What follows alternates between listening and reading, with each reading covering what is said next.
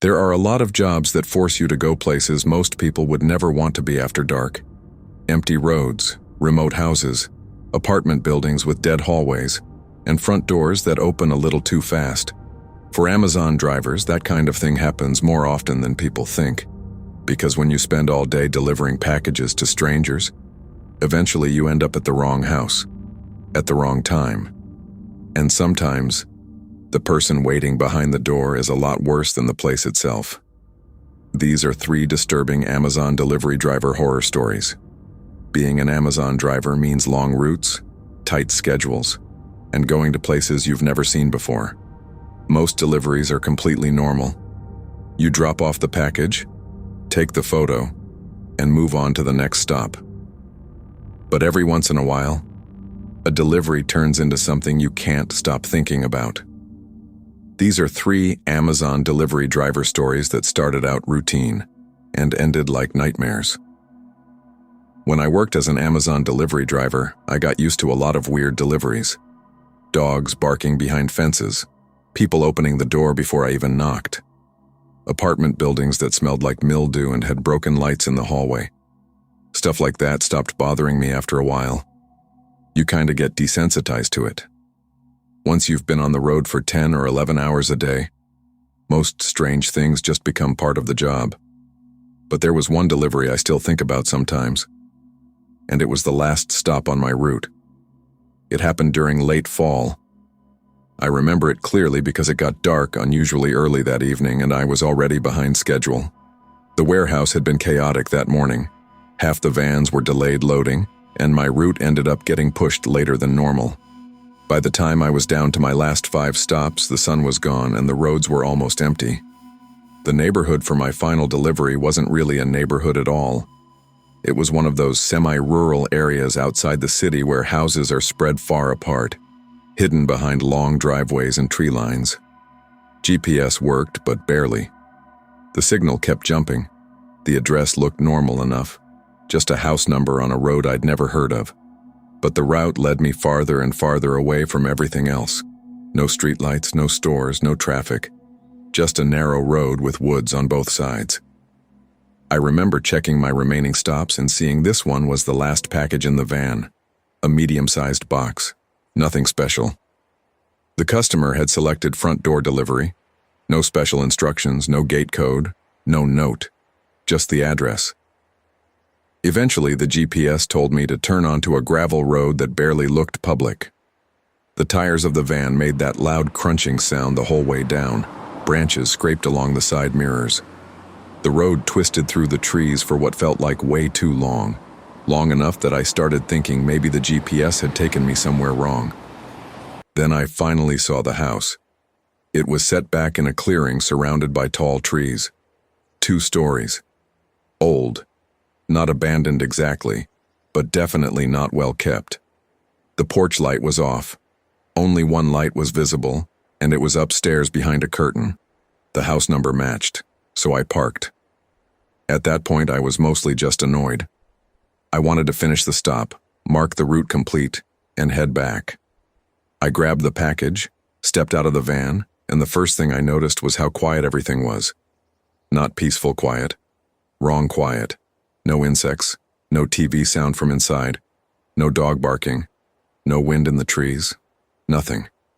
Just silence. The porch steps creaked when I walked up. I set the package down by the front door and pulled out my device to take the delivery photo. That's when the front door opened. Not slowly, not like someone heard me. It opened immediately, fast. Like the person had already been standing there with their hand on the knob. The man at the door looked to be maybe in his late 50s or early 60s. Tall, thin, pale. He didn't smile, didn't say hello. He just stared at me for a second and then looked down at the package. I gave him the usual line. Amazon delivery. He nodded once, then said, "You're late." His tone wasn't loud, but something about it made me uncomfortable right away. I checked my scanner screen like that was somehow going to make the interaction feel normal again. I told him the routes had been delayed that day. He didn't answer. He just kept looking at me.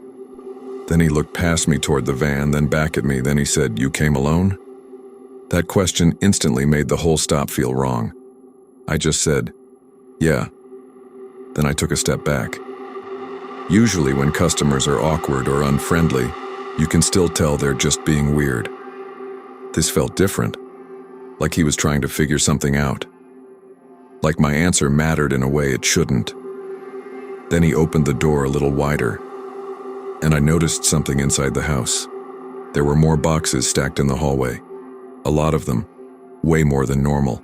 Not just Amazon boxes either, different sizes, different shipping labels, all piled near the walls. And farther back, the hallway was dark. Too dark to really see anything else.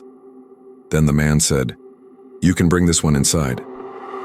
I told him I wasn't allowed to enter the house. That part was true. We're trained not to step inside homes unless there's some specific approved delivery situation. He didn't react. He just stood there holding the door open. Then he said, "It'll only take a second."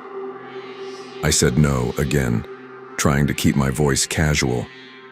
And that's when I heard something from upstairs. A thud. Then what sounded like footsteps. I glanced up toward the ceiling without thinking.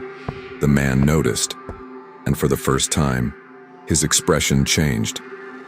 Not much, just the slightest smile. Then he said, "My son gets restless at night." Something about the way he said it made my stomach turn. Because it didn't sound like a normal explanation, it sounded rehearsed, like something he'd said before. I remember stepping back another pace and saying I had more deliveries to finish, even though I didn't. He looked down at the package again, then at me. Then he asked, "Do they know where you are right now?" That was the moment I fully stopped trying to be polite. I said, "My dispatcher tracks the van the whole route." That part was also true. Whether he believed it or not, I wanted him to. He stared at me for another second, then slowly bent down and picked up the package. And as he did, I heard the upstairs footsteps again. Only this time they were faster, like someone suddenly moving toward the top of the stairs. The man looked over his shoulder toward the inside of the house, then back at me. And in a low voice he said, "You should probably go." I didn't wait for anything else. I turned around and walked back to the van as calmly as I could. Not ran, walked, because I didn't want to trigger anything. But the second I got inside and locked the door, I looked up at the house. There was someone standing in the upstairs window, just a shape behind the curtain, still, watching the van. I started the engine and backed out too fast, kicking gravel everywhere. The entire time I drove back down that road, I kept checking the mirrors, half expecting to see headlights behind me, or someone standing in the road. Nothing happened. I made it back to the main road and called my dispatcher. I told him the customer had acted strange and I didn't feel right about the stop. He asked if there had been any direct threat. I said no. Not exactly, but I gave him the address anyway. The next day, out of curiosity, I asked another driver if he'd ever delivered there. He paused for a second and then asked, "Was that the house with all the boxes?" The second he said that, I felt cold. I asked what he meant. He told me he'd been there once months earlier. Same thing. One man. Weird behavior. Asked too many questions. Wanted the package brought inside. He refused and left. After that, I started wondering how many drivers had had the exact same experience there, and what was actually upstairs that night. I never got that address again. But every once in a while, I still think about the last thing the man said. Not thank you, not good night, just, "You should probably go." And the part that bothers me most is that it didn't sound like a threat. It sounded like a warning. Strange customers are one thing, but some deliveries feel wrong before you even reach the door. The next story starts in an apartment complex that looked normal from the outside and got worse with every hallway the driver walked through. I delivered in a downtown area for about 6 months, and apartment complexes were always the worst part of the route. Houses are simple. You pull up, drop the package, take the photo, leave. But apartments are different. Half the time there's no parking. The building codes don't work. The customer doesn't answer. And the numbers inside never make sense. You end up carrying 3 or 4 boxes through maze-like hallways that all look the same. So when I say one apartment delivery stood out, that really means something, because I had plenty of bad ones. This one happened on a rainy night in early winter. It was one of those shifts where everything felt slow. Traffic was backed up. The elevator in one building had gone out and cost me 20 extra minutes. By the time I got to this stop, my mood was already bad. The address was a large apartment complex near the edge of the city. Not luxury, not terrible. Just one of those older buildings with long exterior corridors and buzzing fluorescent lights. The delivery instructions were strange. They said, "Leave at apartment 3B. Do not knock. Do not call. Door will be unlocked if needed." That last part caught my attention immediately. Why would a delivery driver need the door to be unlocked? I assumed it was a typo. Maybe the customer meant the gate door. Maybe they copied old instructions from a grocery app. People leave weird notes all the time. I parked, grabbed the package, and went inside the first gate. The rain had made the stairwell slippery, and the lights overhead flickered every few seconds. Apartment 3B was on the 3rd floor. As I climbed, I noticed how quiet the whole place was. Usually in apartment buildings you hear something. A TV, a baby crying, music through the walls. But this place was weirdly dead. By the time I reached the 3rd floor, I could hear only the hum of the hallway lights and the rain outside. 3B was at the far end of the corridor. When I got there, I noticed the first odd thing. There was no name on the door, no doormat, no decorations, no welcome sign. Nothing. Just a plain brown door with chipped paint and the number 3B screwed into it slightly crooked. I set the package down and raised my phone to take the photo. That's when I noticed the door wasn't fully shut. Not open, just barely unlatched. A thin black line between the frame and the door. I immediately stepped back. The delivery note flashed in my head again. Door will be unlocked if needed. That didn't feel like a typo anymore. It felt intentional. I stood there for a second, wondering whether to just leave the package and go. That's what I should have done. But before I could step away, I heard a voice from inside. Quiet. A woman's voice. She said, "Can you put it inside the door?" Not loud enough to tell where in the apartment she was. Just somewhere deeper inside. I froze. Then I said, "I'm not allowed to enter." There was a pause. Then she repeated, "Just inside the door." Still calm. Still quiet. I should have left then. But there was something about the voice. It sounded tired. Almost weak. Like maybe she was sick or injured. And the package wasn't large. I told myself I could just push it inside with my foot and be done.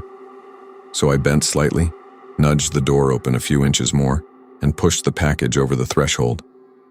The apartment inside was dark, not pitch black, but dark enough that I couldn't see beyond the small slice near the doorway. And what I could see looked wrong.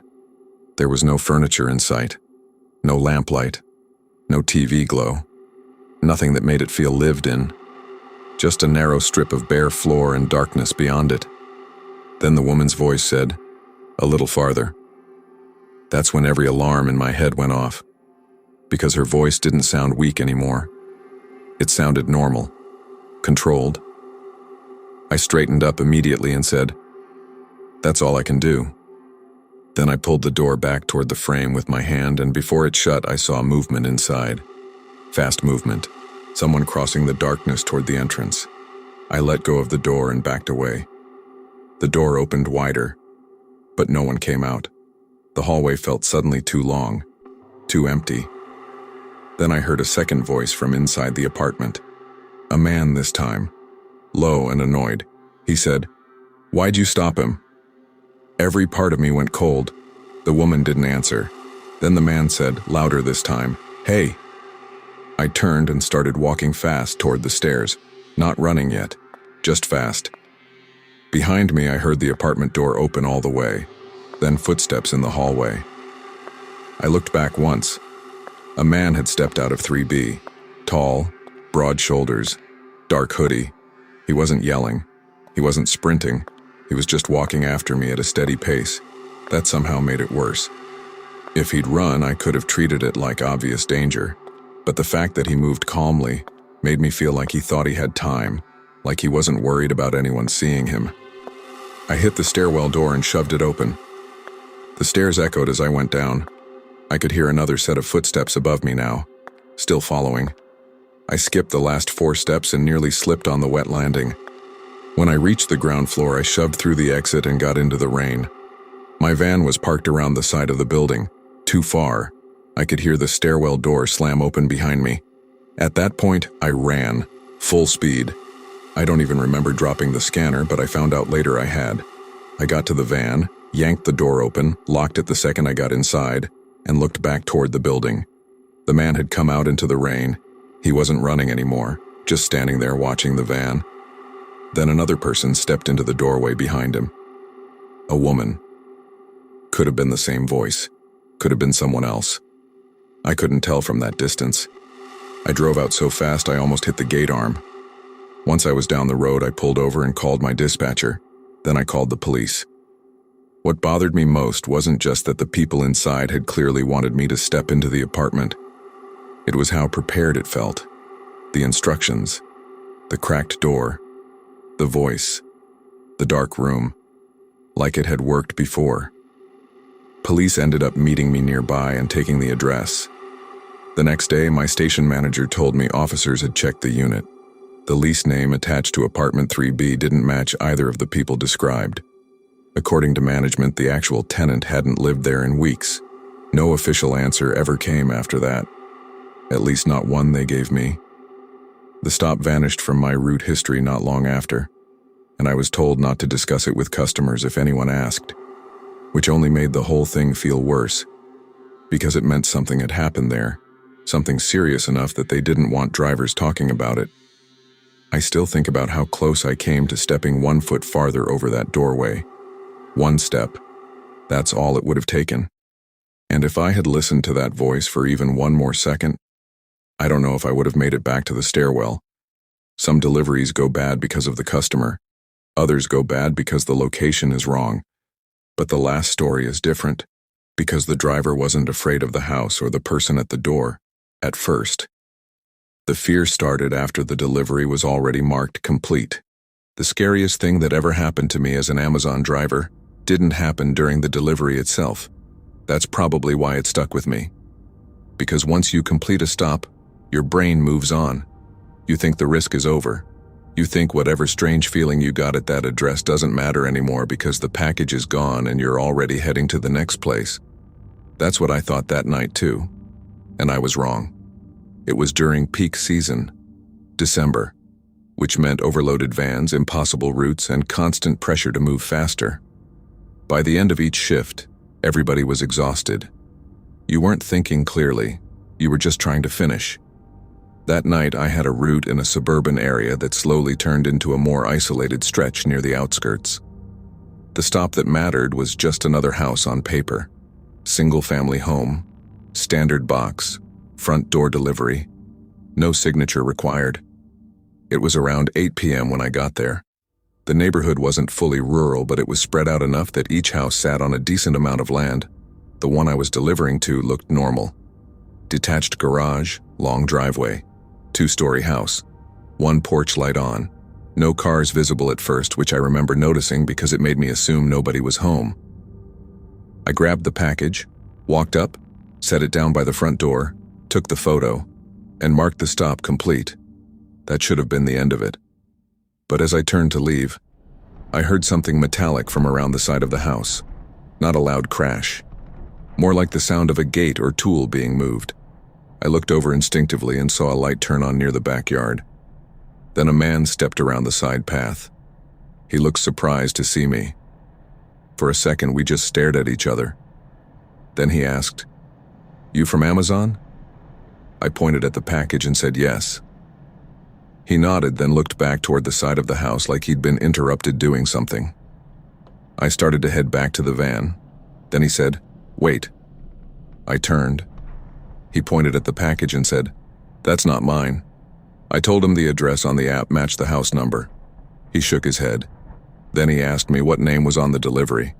I checked the scanner and read it off. The expression on his face changed immediately. He didn't look confused. He looked angry. Not at me exactly. At the name. Then he said, "She doesn't live here anymore." I didn't know what to say to that. Normally, if a package is delivered to the listed address, that's it. We don't investigate relationship drama. We just move on. So I apologized and told him he'd need to contact Amazon support or refuse the package later through the app. That's when he took a step toward me. Not aggressive enough to trigger panic right away, but close enough that I noticed how muddy his boots were, like he'd been digging or working outside. He lowered his voice and said, "Did you see anyone else here?"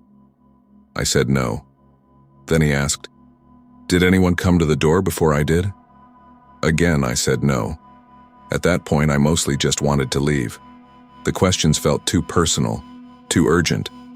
Then he looked at the package again and muttered, "That shouldn't be here." I told him I had to continue my route.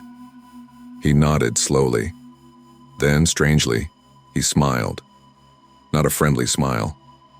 More like he'd decided something. And he said, "All right, have a good night." I got back in the van and drove off. For the next 20 minutes, I forgot about the stop completely. Then I got a notification on the device. Delivery issue reported. Return to location if safe to retrieve package. That had happened before. Sometimes customers report a wrong address right away. Sometimes dispatch reroutes a pickup if the package might have been dropped at the wrong house. It was annoying, but not unusual. The address was the same house. The note attached said, "Customer states package delivered in error. Retrieve if possible." I actually remember saying "seriously" out loud in the van, because I was already behind. And now I had to go back. Part of me didn't want to. The man had weirded me out. But the system note said if safe to retrieve. So I told myself it would be quick. Pull up, grab the box, leave. When I turned back into the driveway, the porch light was off. The package was gone. I parked anyway and walked halfway up the drive before stopping. Something felt off immediately. The house looked darker than before. And this time there was a car parked near the garage that definitely hadn't been there earlier. I called out Amazon once. No answer. Then I stepped onto the porch and knocked. Nothing. I waited. Still nothing. I was about to mark the pickup unable to complete when I heard something from inside. A thump, then another. Then what sounded like furniture scraping across a floor. I stepped back off the porch and looked toward the side windows, but the curtains were shut. Then I heard a woman yell from inside. Not words I could make out. Just one sharp cry. Every muscle in my body locked up. A second later, the front door opened inward about 6 inches. Not enough to reveal much. Just darkness inside. Then the same man from before appeared in the gap. Only this time he looked different. Sweating, breathing harder, and there was a smear of dirt, or something darker than dirt, across one sleeve. He asked, "What are you doing back?" I said dispatch had sent me to retrieve the package. He stared at me, then said, "There's no package here." Before I could answer, I heard the woman's voice again, somewhere deeper in the house. Muffled. This time I was sure it was a woman, and I was sure she was saying something. The man glanced back into the house and then pulled the door mostly shut behind him as he stepped onto the porch. That single movement told me everything I needed to know. Whatever was happening inside, he didn't want me seeing it.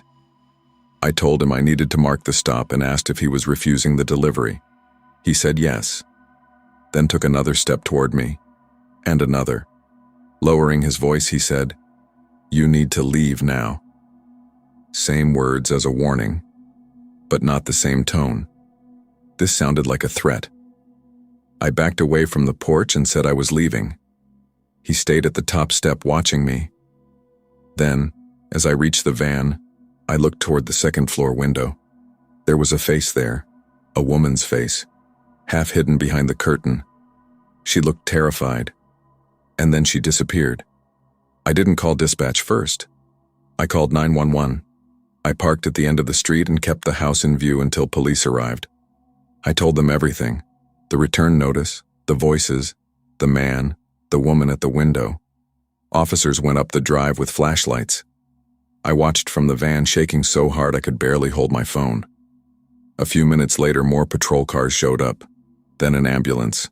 Then they blocked the end of the road. I ended up giving a statement that night and again 2 days later. They never told me every detail, but they did tell me enough to make it hard to sleep for a while. The woman inside had previously lived at the house. She had come back that evening to collect belongings. The situation between her and the man had turned violent. If I hadn't returned to that address, nobody would have known what was happening inside for who knows how long. That's the part I think about most. Not the face in the upstairs window, not the way he stepped onto the porch to block the doorway. It's the fact that I almost ignored the return stop, almost marked it unsafe without going back. And if I had done that, I never would have heard her, which means sometimes the most disturbing part of the job isn't the stop you're trying to escape. It's the one you decide to revisit. Most package deliveries are forgettable. A quick stop, a photo, a door closes, and the driver moves on. But every once in a while, one address stands out. One hallway feels too quiet. One customer asks the wrong question. One house makes you leave faster than you arrived. And long after the route is over, you still remember it. Those were 3 disturbing Amazon delivery driver horror stories. If you want more stories like these, let me know. And check your front door the next time a package arrives after dark.